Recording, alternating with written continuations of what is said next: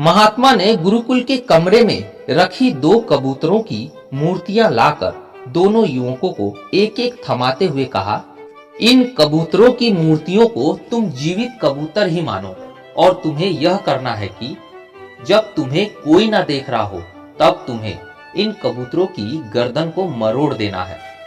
जब तुम ऐसा करने में सफल हो जाओगे तब तुम मेरे पास चले आना। नमस्कार दोस्तों, ये कहानी एक गुरु और उसके शिष्य बनने की चाह रखने वाले दो युवकों की है। इस कहानी को सुनकर आपका मनोरंजन तो होगा ही, साथ ही साथ आपको एक बेहतरीन सीख भी सीखने को मिलेगी। तो चलिए शुरू करते हैं। एक जंगल में एक साधु महात्मा रहा करते थे। उनकी ख्याति दूर दूर तक कई राज्यों में फैली हुई थी।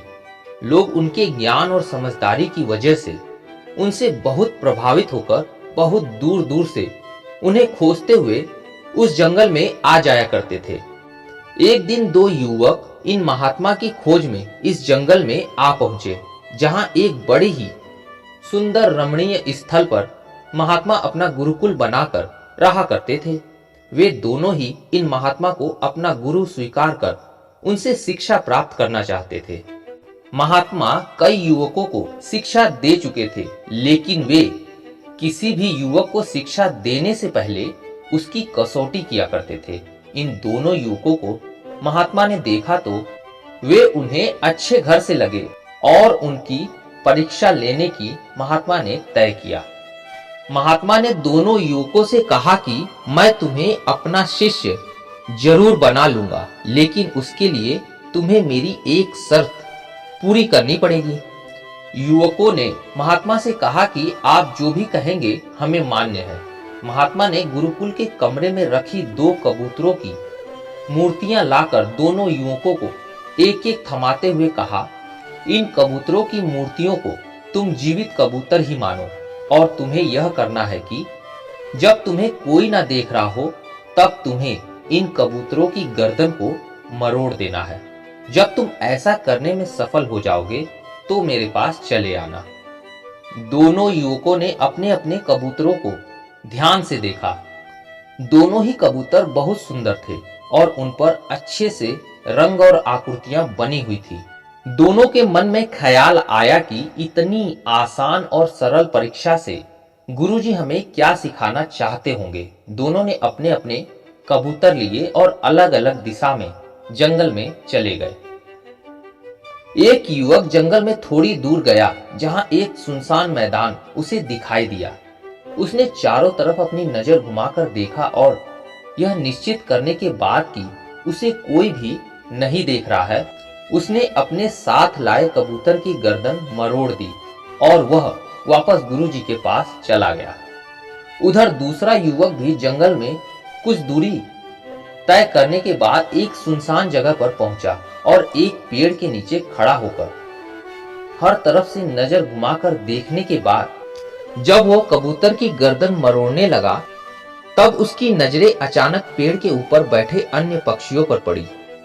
क्योंकि उसे ऐसा करते हुए वे पक्षी देख रहे थे, इसलिए उसने कबूतर की गर्दन नहीं मरोड़ी। युवक थोड़ी देर सोचने के बाद झाड़ियों में छिप गया और वहां पर कबूतर की गर्दन मरोड़ने की कोशिश करने लगा, लेकिन वहां पर भी उसकी नजर झाड़ियों पर बैठी कीट पतंगे और मक्खियों पर पड़ गई और वहां पर भी वह यह काम पूरा न कर पाया।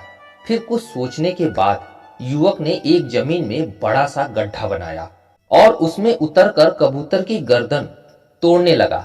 कबूतर की मूर्ति को छूते ही उसने देखा कि कबूतर की आंखें उसे देख रही हैं, इसलिए उसने कबूतर की मूर्ति की आंखें ढक दी। फिर उसने सोचा कि वह खुद तो अपने आप को ऐसा करते हुए देख ही रहा है, इसलिए उसने अपनी आंखों पर भी पट्टी बांध ली।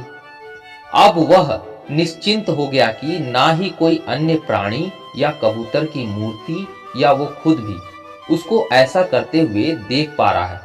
वह कबूतर की गर्दन पर हाथ रखकर मरोड़ने ही वाला था कि उसके अंदर से एक आवाज आई।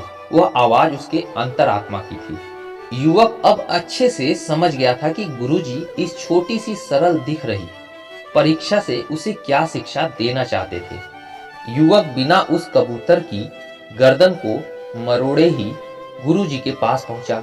गुरु के पास जाकर युवक ने गुरुजी से माफी मांगते हुए कहा कि गुरुजी, मुझे माफ कर दीजिए, मैं आपका दिया हुआ काम पूरा नहीं कर पाया, क्योंकि जब भी मैं ऐसा करने की कोशिश करता तो मुझे कोई ना कोई देख रहा होता है। जब मैंने यह सुनिश्चित कर लिया कि बाहरी दुनिया में मुझे कोई नहीं देख रहा है, तब भी मेरी अंतरात्मा और वह परमात्मा मुझे देख रहा था। इसलिए मैं इस परीक्षा में पूरी तरह से असफल हो गया।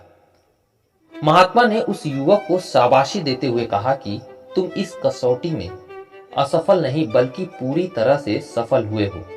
इस कसौटी से मैं तुम दोनों को यही सिखाना चाहता था कि हम जो भी कार्य करते हैं वह उस परमात्मा से, उस परम शक्ति से कभी छिपा नहीं सकते। इसलिए हमें कोई भी कार्य उस परमात्मा को ध्यान में रखकर करना चाहिए, और जब भी हम ऐसा करते हैं तो हम कभी भी गलत कार्य नहीं कर पाते। तो उम्मीद है दोस्तों इस कहानी से आपको जरूर कुछ ना कुछ अच्छा सीखने को मिला होगा। उम्मीद है कहानी आप लोग को पसंद आई हो तो लाइक और सब्सक्राइब जरूर कीजिएगा। मिलते हैं अगली कहानी में, तब तक के लिए धन्यवाद।